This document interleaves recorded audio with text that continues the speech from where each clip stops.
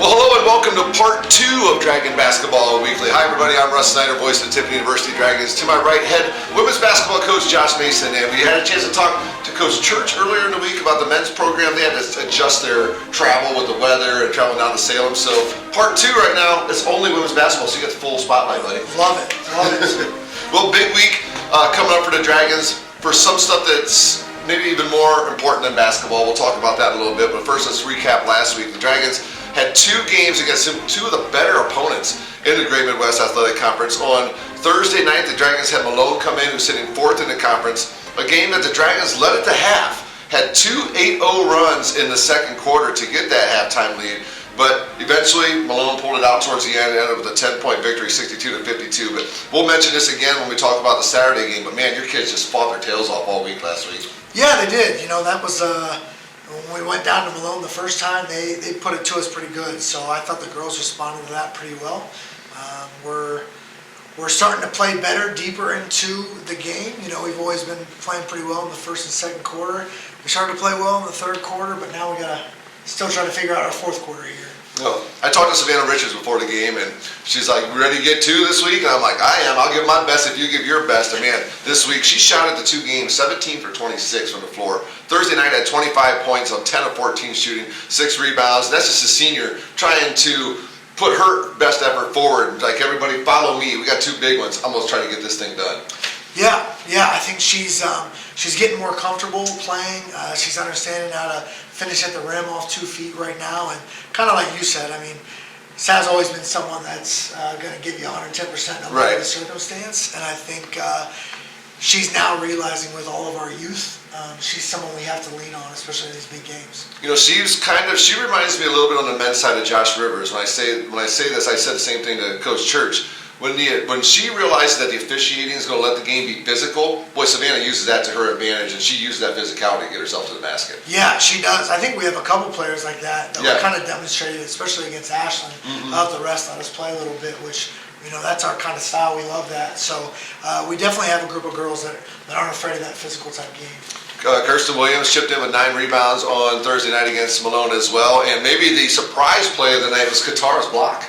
Her block shot over here in the corner. Talk a little bit about her growth, the freshman. We mentioned the freshman a couple of weeks ago, and you mentioned about their growth, but she had to step into a more prominent role with Pistol being a little sideline for you this week, and she really did a good job stepping up for you. Talk about what she can do for you on the defensive side. Yeah, I mean, there's no question she's athletic. You know, she's quick. She has probably some of the best hands I've ever seen as a defender. She's finally just getting comfortable and understanding that the thinking is done. She's allowed to just play freely, and I think in the beginning of the season where she was doing a lot of thinking and not wanting to make mistakes, now she's comfortable, and we're kind of seeing what that leads to now. Yeah, when she grows into her body, gets a little bit more muscle on her, she's going to be a pretty dynamic player for us moving forward. Absolutely. All right, then Saturday the Dragons welcomed in the #1 team in the country. That's no surprise to anybody. Been there, done that for Ashland, but they came to Tiffin. I don't think an Ashland basketball team, a women's basketball team, has ever been happier to get the heck out of Tiffin than they were on Saturday, because my God, your kids gave them fits Saturday. Yeah, no, I couldn't be more proud of how they responded. Malone was tough. We had a pretty sad locker room after that one. So for them to have 1 day of prep and not back down for the #1 team in the country, I mean, it was nice. I think the best thing about the game was when we came to the locker room at the end. We had a bunch of girls in here that were upset that they lost to the #1 team in the country. They were mad. Right. So as a coach, I love that because they expected to win. They proved to themselves they belong on the floor. Absolutely.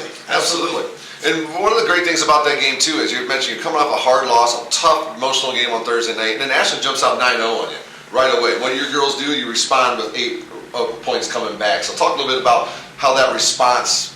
You probably could tell right there. Okay, these girls are in it for today. Yeah. No, I think. We've taken a more focus on just shooting, playing just shooting, and understanding that everyone can shoot, everyone can score it. And I think a lot of offense is just confidence. So once we saw the ball going once, it's kind of contagious with offense. Right. So, we like it a little earlier than a 9-0 run, but no, the girls responded well. I was wrong. The Dragons came out with 6 in a row. That each team's Ashland put 4 on the board, Dragons put 4 on the board, and that's the way the first quarter ended. And then the Dragons finished off the second quarter with a 7-1 run, and that put the game at 33-32, so it was a 1-point game at half, and it was only a 3-point game at the end of the third quarter. What'd you tell your kids at halftime to get them ready for the final 20 minutes? I'm not gonna lie, at halftime we came in and we celebrated. You know, that's a heck of a half, and I think it was that moment of the season right there that realized like we're a good team. We're playing anybody. Right. I did my best. When you play like that, sometimes coaches make mistakes of overcoaching. So I wanted to make sure whatever we were doing the first half, let's just keep the juju and the emotion. Absolutely. We didn't stay here very long. No, you didn't. You were back out there. We wanted to get going again. Right. Well, that's where all the fun was. That's all the fun is out there on the floor. So at the end of the game, you know, Ashland, credit to them. They do what really good teams do. Teams that are at the top of the standings, not only in the conference but in the nation. You know, once the Dragons got it, it was real close, about the 5-minute mark, and then Ashland pulled it away at the end and got the victory over the Dragons. But there's no moral victories in sports. But like you said, it's not a moral victory to just talk about how proud you are of the effort that the kids gave, and they're going to need that effort coming up this Saturday because they got another big one. On this past Saturday, Savannah again, 18 points to finish off her good shooting, 7-12 in that game. And Kirsten Williams really gave you a big lift on the offensive end, getting you 16, and Jada Tate chipping in with 9 rebounds. Yeah, like you said, with the whole moral victory thing, Jada was actually talking in the locker room about. Talking to the team about how we have to fix some of these mistakes. We got to finish in the fourth quarter. And like I said, to me, that was the highlight of the game. We have a locker room talking here how we should have beat the number 1 team in the country, and not a defeated, sad locker room. So we're excited to go again. Well, the entertainment value was there for the fans and for myself last week for sure, both nights, Thursday and Saturday. So a long week of practice this week. The Dragons' schedule doesn't get back in action until this Saturday when Ursuline comes to town, a team that Dragons fell on the road to earlier this year. But maybe this Saturday the game is actually bigger than just a basketball game. The basketball game is very important, but it's the Hoops for Hope game with Jacoby Hope and her family, mother Jillian and Kevin coming to town, both Dragon alumni. Jillian was part of this basketball program for a while. Talk a little bit about what the Hoops for Hope game means, not only to the family of Jacoby Hope, but the kids who take up this locker room. Yeah, I mean, there's a reason why Jacoby still has a locker in this locker room. That's right over there. I think, me included, it's easy to get caught up in wins and losses, and we forget that it's just a game. And so this is a great reminder of, as we complain about running sprints or losing a game or something being hard, Jacoby getting announced and running out on the floor, what she's been through is going to be, to me, one of the more emotional moments of the year. And hopefully for these kids, their life, they understand that there's way more important things in basketball. Didn't think she was going to have a day of life, and that's will be her 7th Jacoby Hope, the Hoops for Hope game. So can't wait to have Jacoby and her family in for the game. It's going to be, like you said, a very emotional time, but there's a basketball game that we played there. So tell us a little bit about what your kids got to do so you have some success against Ursuline come Saturday. Yeah, Ursuline plays at a significant quick pace, probably the fastest pace in our league. So it's going to be a lot of transition defense and making sure we can stop the ball and match up, which was our Achilles heel the first time around. So if we can do that and get it in the half-court game, we feel pretty good about it. So you're saying the entertainment value is going to be there again? Oh, it's going to be there for sure. So they got the Ursuline coming up Saturday, then really the stretch run. We call it the stretch run the last couple of times we've been together here, but really you got about a month left of the regular season after this. Talk about what you want to see as far as growth-wise is concerned about your kids, and you want to see probably a little bit of those underclassmen really taking on some of the traits that some of your upperclassmen are putting out there. Yeah, as we've mentioned, the freshmen and the young guns for several clips so far. We are at a point of the season now where it's like, hey, you're just about a sophomore, you're just about a junior.